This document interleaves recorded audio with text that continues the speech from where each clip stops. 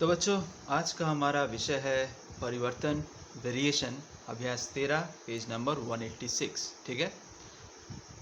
परिवर्तन पढ़ते समय हमें कुछ चीज़ें जाननी होंगी। इन चीज़ों के बारे में तुमने क्लास 8 में या 9 में भी थोड़ा बहुत जाना होगा।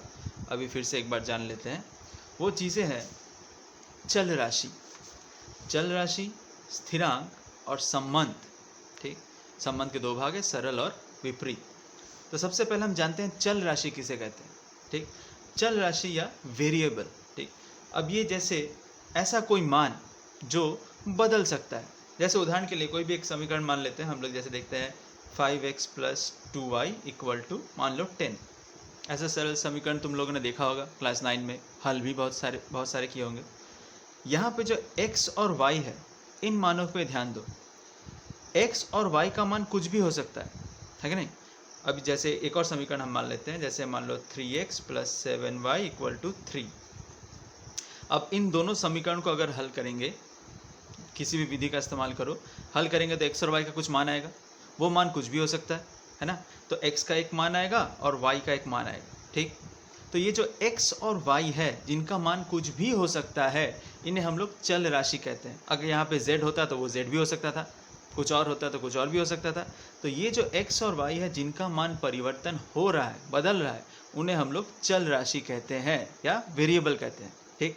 ध्यान दो, इस x के साथ जो यहाँ 5 है या इस y के साथ जो 2 है, 5 का मान तो 5 ही रहेगा। अब मान लो ये दोनों समीकरण हल करके x का मान आया मान लो 2, x का मान आया मान लो 2 और y का मान आया मान लो 3। उदाहरण के लिए जस्ट ऐसे ही मानते हैं कि x का मान 2 आ रहा है, y का मान 3 आता है। तो इस 2 को हम कहाँ डालेंगे? यहाँ डालेंगे। 2 का अगर यहाँ डालेंगे, 2 को हम यहाँ लिखेंगे तो देखो हम क्या लिखेंगे, 5 × 2। और फिर यहाँ y का मान अगर डालेंगे तो क्या लिखेंगे, 2 × 3। तो देखो y का मान लिख रहा हूँ, x का मान लिख रहा हूँ, लेकिन 5 ही है और 2 ही है। तो ये 5 और 2 ये बदल नहीं रहा है, ये सेम है। तो इन्हें हम लोग बोलते हैं स्थिरांक या कांस्टेंट। इनका मान बदलेगा नहीं, यानी जो मान कभी बदलता नहीं है उसे कांस्टेंट या स्थिरांक बोला जाता है। आया समझ? क्लियर? तीसरा देखो, यहाँ संबंध है। संबंध अब क्या है, ये तुम लोगों ने बहुत बार देखा होगा। इसका अनुभव, इसका प्रैक्टिकल भी तुम लोगों ने देखा होगा, ये किया भी होगा। जैसे उदाहरण के लिए हम बताते हैं कि मान लो अभी ये कोरोना का समय चल रहा है, तुम लोग को बाज़ार जाना पड़ रहा है। बाज़ार में जब जा रहे हो तो एक बार में बहुत सारा माल भी खरीद ले रहे हो, ठीक है ना। मान लो तुम लोग बाज़ार गए और माँ ने तुम्हें दिया 20 रुपये। 20 रुपये दिए और बोला बाज़ार से आलू लेके आओ। अब तुम जब आलू लाने गए तब तुमने देखा 20 रुपये में 1 किलो आलू मिलता है। ठीक है, 20 रुपये में 1 किलो आलू मिलता है। अगले दिन अगर माँ ने 40 रुपये दिए होंगे तो कितने आलू आएंगे? 2 किलो आएंगे। फिर अगर 60 रुपये दिए होते कितने आते? 3 किलो आते हैं, है कि नहीं। तो देखो जैसे जैसे पैसा बढ़ रहा है, जितने रुपए बढ़ रहे हैं, देखो आलू की मात्रा भी उतनी बढ़ रही है। यानी यहाँ पे पैसों के साथ यानी रुपए के साथ आलू की मात्रा का सीधा संपर्क है या सरल संपर्क है। ये बढ़ रहा है तो ये भी बढ़ रहा है। अगर पैसे बढ़ रहे हैं तो आलू की मात्रा भी बढ़ रही है। तो हम लोग बोल सकते हैं कि रुपए और ये मात्रा जो है यानी केजी, इन दोनों में एक सरल संपर्क है। और सरल संपर्क का चिन्ह है ये है समानुपाती का चिन्ह, प्रोपोर्शनल जिसे हम लोग कहते हैं, या समानुपाती का। यानी रुपए और मात्रा में एक सरल संपर्क हुआ। ठीक। दूसरा विपरीत संपर्क। अब विपरीत संपर्क कैसे होगा? मान लो ये 20 रुपये में तुमने 1 किलो आलू खरीदा। ठीक, 20 रुपये में 1 किलो आलू खरीदा। और जिस समय तुमने 1 किलो आलू खरीदा, तुम्हारे घर में 3 लोग थे। ठीक, अब तुम्हारे पास 20 रुपये थे और तुमने 1 ही किलो आलू खरीदा।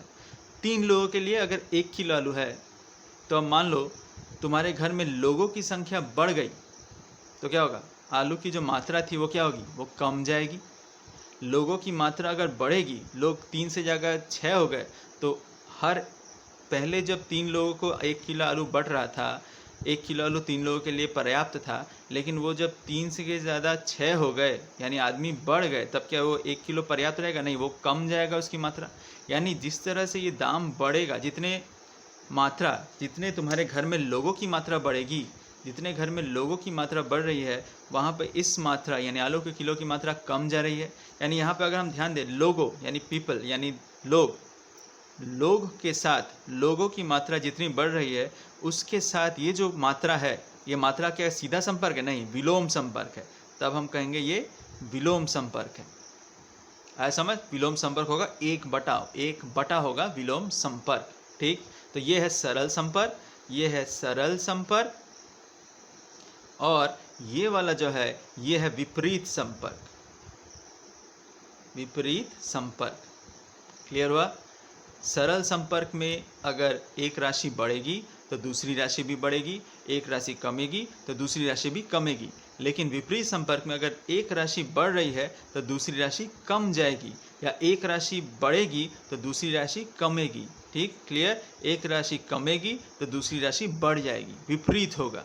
ठीक, तो ये है दो। बस इस अभ्यास में हमें सिर्फ इन्हीं दोनों संपर्क के बारे में सोचना है और यह अभ्यास बड़े आसानी से हो जाएगा। एक चीज़ और जान लेंगे कि जब भी मान लो कोई संपर्क अगर हम लिखेंगे x प्रोपोर्शनल y, दो चल राशियों के बीच में अगर ये प्रोपोर्शनल साइन देंगे और गणित में अगर जब इसे हल करेंगे, जब भी इस प्रोपोर्शनल को, जब भी इस सिंबल को हटा के हम बराबर सिंबल लिखते हैं, तब हमें इस y के साथ एक स्थिरांक, एक कांस्टेंट को गुना करना पड़ता है। वो कांस्टेंट हम लोग मान लेते हैं k। तुम लोग चाहे k मानो, a मानो, b मानो, c मानो, d मानो, कुछ भी मानो, x और y छोड़ के कुछ भी मानो। और यहाँ पे अगर जो भी लिख रहे हो उसे तुम्हें लिखना होगा k जो है वो क्या है, एक स्थिरांक है। ठीक, अभी जब हम सवाल हल करेंगे तब आसानी से हम देखेंगे इसको किस तरह से हल करते हैं। तो अब हमेशा ध्यान रखो कि जब x के साथ y का सीधा संपर्क है तब देखो x equal to k into y होगा, k इंटू वाई। लेकिन अगर x के साथ y का विलोम संपर्क हुआ, x के साथ y का विलोम या विपरीत संपर्क हुआ, तब क्या लिखेंगे? ध्यान दो, x इक्वल टू क्या करेंगे, जब ये इक्वल टू हटाएंगे तो क्या आएगा, एक स्थिरांक k इंटू 1/y, जो असल में हो जाएगा x इक्वल टू k बटा y। ठीक, अब इस समीकरण को ध्यान दो और इस समीकरण को ध्यान दो। जब सीधा संपर्क है तब हो रहा है x इक्वल टू के इंटू वाई, और जब विलोम संपर्क है तब क्या हो रहा है, x इक्वल टू के बटा वाई। इस चीज़ को ध्यान दो, यही सीखना है, यही जानना है। अभी हम अभ्यास हल करेंगे। तो चलो बच्चों, पहला अभ्यास 13 का पहला सवाल देखते हैं। बड़ा आसान सवाल है, देखो क्या है। दो a और b संबंधित मान दिए गए हैं, जहाँ a और b के कुछ मान, a के कुछ मान और b के कुछ मान दिए। और यहाँ सवाल ये है कि a और b में कैसा संपर्क है, सीधा संपर्क है या विपरीत संपर्क है, खाली तुम ये जानना है। तो तुम देखो सवाल क्या है, ये रहा सवाल तुम्हारा, और पूछा है a और b में कैसा संपर्क है। अब तुम्हें मालूम है कि अगर a और b में अगर सीधा संपर्क है तो तुम्हें मालूम है ये क्या लिख सकते हैं हम, इसे हम लिख सकते हैं a इक्वल टू एक स्थिरांक k इंटू बी। ठीक, यानी हम लिख सकते हैं a बटा b इक्वल टू k। अब इस लाइन का क्या मतलब है, देखो, अगर a और b में सीधा संपर्क है तो हमेशा a बटा b, यानी a से अगर b को भागेंगे तो उसका मान हमेशा एक ही आएगा, स्थिरांक ही आएगा, सेम ही आएगा। अब देखो कैसे आएगा। सबसे पहले a और b का एक मान ले लो, a और b, a बटा b, a का एक मान लो 25 और दूसरा मान लो 10, और देखो a बटा b क्या आना चाहिए, k, स्थिरांक, यानी एक ही मान आना चाहिए। तो देखो 25 बटा 10 अगर करेंगे तो आंसर क्या आएगा, 2.5। ठीक, उसी प्रकार से 30 बटा 12, a का एक मान 30, b का मान 12, 30 बटा 12 करेंगे तो ये काटेंगे, किससे काटेंगे, 6 से काट लो, 6 से काटेंगे तो आएगा 5 बटा 2, 5 बटा 2, और 5 बटा 2 भी असल में 2.5 ही होता है। ठीक, एक और मान ले लो 45 बटा 18, 45 बटा 18, 9 से काटो, 9 से काटोगे तो भी देखो 5 बटा 2 ही आएगा, और उसका मान भी होता है 2.5। चौथा मान क्या है, 250 बटा 100, 250 बटा 100 को अगर काटोगे तो वो भी आएगा 2.5। तो देखो इन चारों मानों को जब हमने a बटा b में डिवाइड किया तो देखो सबका मान 2.5, 2.5, 2.5, 2.5 ही आया। यानी ये जो मान k जो था, इस हमारे सवाल में k का मान क्या है, 2.5। देखो स्थिरांक ये बदल नहीं रहा है, बाकी मान भले ही बदल रहे हैं, कभी 25 बटा 10 हो, कभी 30 बटा 12 हो, कभी 45 बटा 18 हो, 250 बटा 100 हो, मान भले ही बदल रहा है, a और b का चल राशि का मान भले ही बदल रहा है, लेकिन स्थिरांक का मान सेम ही रह रहा है। तो जैसे हमने देखा कि a बटा b करके जब a बटा b कर रहे हैं, और a बटा b कब होता है, जब सरल संपर्क होता है। जब सरल संपर्क होता है तब a बटा b होता है, a बटा b का मान स्थिरांक का रहा है। यानी असल में a और b में क्या संपर्क है, a और b में क्या संपर्क है, सरल संपर्क है। क्या संपर्क है, सरल संपर्क है। लेकिन यही सवाल अगर विलोम होता तब हम क्या चेक करते? विलोम, अगर ये विलोम होता, मान लो ए और बी में संपर्क अगर विलोम होता तो हम क्या लिखते? 1/b ये लिखते, ठीक। तब इसको हम क्या करते हैं? ए इक्वल टू के बटा बी लिखते, ठीक। और फिर इसको क्या लिखते?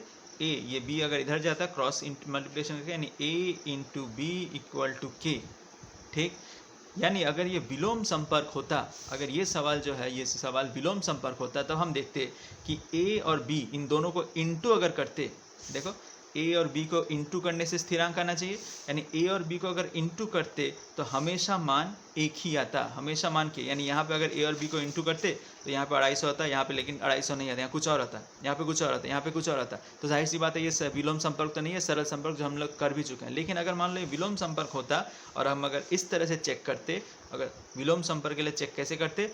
ए इंटू बी इक्वल टू के, यानी अगर ए और बी को गुणा करने से उनका मान स्थिरांक ही आना चाहिए। सेम सवाल नंबर 1 मैंने कर दिया। सवाल नंबर 2 एकदम सेम सवाल है, लेकिन तुम्हें यहाँ खोजना है कि वहाँ हम लोग ये वाला संपर्क इस्तेमाल करें, यानी ए बटा बी इक्वल टू के करें या ए इंटू बी इक्वल टू के करें, ठीक है। वो रहा तुम्हारा होमवर्क। सवाल नंबर 3 देखते हैं, 3 का 1। ध्यान से देखो, बहुत ही आसान सवाल है, इजीली हो जाएगा। सिर्फ हमें संपर्क ध्यान रखना है, क्या संपर्क है, सिर्फ यही जानना है। संपर्क जान लेंगे तो सवाल भी इजीली हो जाएगा। अभी संपर्क पे ध्यान दो। सवाल क्या, पहले ये देखते हैं। विपिन चाचा की टैक्सी 25 मिनट में 14 किलोमीटर जाती है। 25 मिनट में 14 किलोमीटर जाती है। समान गति से टैक्सी चलाकर 5 घंटे में वे कितना रास्ता जाएंगे, उसे परिवर्तन का प्रयोग करके ज्ञात करें। अब ऐसे सवाल तुमने क्लास 8 में त्रैराशिक पद्धति में किए थे, जो कि बड़े आसान थे। 4 में से 3 राशियाँ दी हुई है, चौथा हमें निकाल लेना है, आसानी से निकाल सकते हैं। लेकिन क्लास 10 में हमें त्रैराशिक पद्धति नहीं, परिवर्तन पद्धति से इस्तेमाल करना है। यहाँ पे जो 2 अलग अलग राशियाँ हैं वो है मिनट और किलोमीटर। तो मिनट को मैं m से चिन्हित करता हूँ और किलोमीटर को k से, ठीक। मिनट को m से और किलोमीटर को k से। अब हमें जानना होगा ये जो 2 राशियाँ हैं, चल राशियाँ हैं, इनमें क्या संपर्क है, मिनट और किलोमीटर। अब ध्यान से सोचो, मिनट जितना बढ़ेगा गाड़ी उतनी दूर जाएगी, यानी उतना किलोमीटर लेगी। मिनट जितना कम होगा किलोमीटर भी कम होगा, गाड़ी उतनी कम दूर जाएगी। यानी कोई गाड़ी अगर चल रही है वो ज़्यादा मिनट तक चलेगी तो जाहिर सी बात है ज़्यादा दूर तक जाएगी। तो मिनट और किलोमीटर में संपर्क जो है वो सरल संपर्क है, यानी सीधा संपर्क। और अगर सरल संपर्क है तो हम क्या लिखेंगे? m प्रोपोर्शनल k, ये लिखेंगे। अब m प्रोपोर्शनली साइन हटाएंगे तो हम क्या लिखेंगे? स्थिरांक। अब चूंकि यहाँ मैंने कैपिटल के इस्तेमाल किया है तो हम एक यहाँ पे स्मॉल a या a को इस्तेमाल a इंटू के। अब यहाँ बोल देंगे कि a क्या है? स्थिरांक या कांस्टेंट है। a क्या है? एक कांस्टेंट हम लोग बोल देंगे अलग से, ठीक। चूंकि यहाँ मैंने k इस्तेमाल कर चुका हूँ, किलोमीटर को मैंने k माना हुआ है, तो इसीलिए k नहीं मानेंगे, स्थिरांक को मैंने a माना है। तुम चाहे b मानो, c मानो, d मानो, यानी m और k को छोड़ के कुछ भी मानो, जो भी मानोगे वहाँ लिख देंगे a इक्वल टू कांस्टेंट या स्थिरांक, ठीक। अब ध्यान दो, तो हमारा जो समीकरण निकला वो ये निकला कि m equal to a into के।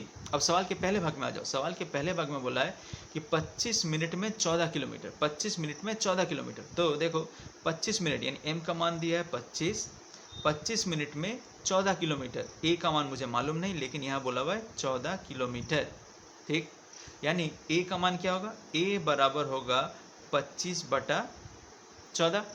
a बराबर निकला 25/14, इसे समीकरण 1 का नाम दो, ठीक। सवाल के दूसरे भाग में आओ। सवाल के दूसरे भाग में बोल रहा है कि 5 घंटे में कितना किलोमीटर रास्ता जाएंगे। 5 घंटा यानी समय दिया हुआ है, मिनट दिया हुआ है, लेकिन मिनट किस में दिया हुआ है? घंटे में दिया हुआ है, और घंटे को हम लोग मिनट में बदल लेंगे। यानी 5 घंटा को क्या लिखेंगे? 5 इंटू 60, मिनट हो गया। 5 घंटा यानी m हो गया ये, equal to a into k, और किलोमीटर मुझे निकालना है, k का मान निकालना है। अब ध्यान दो, यहाँ पे a का मान क्या होगा? फिर a का मान अभी हमने समीकरण 1 में a का मान 25/14 निकाल चुके हैं, तो आसानी से लिख दो 5 into 60 equal to 25/14 into k, ठीक है। अब इसको जब हल करेंगे तो क्रॉस मल्टीप्लिकेशन आसानी से कर लो तुम लोग। k का मान क्या होगा? k का मान होगा 5 इंटू 60 इंटू 14/25, ठीक है। अब इसे काटो, काटेंगे तो किसे कटेगा? देखो 5 से कट गया, 5 से इसको काट दो, 5 एकम 5, 10, 12 और 14 को गुना करो। 12 14 गुना करने से कितना आएगा? देख लेते हैं। 12 और 14 गुना करेंगे 8, 4 6 268, याद हो रहा है?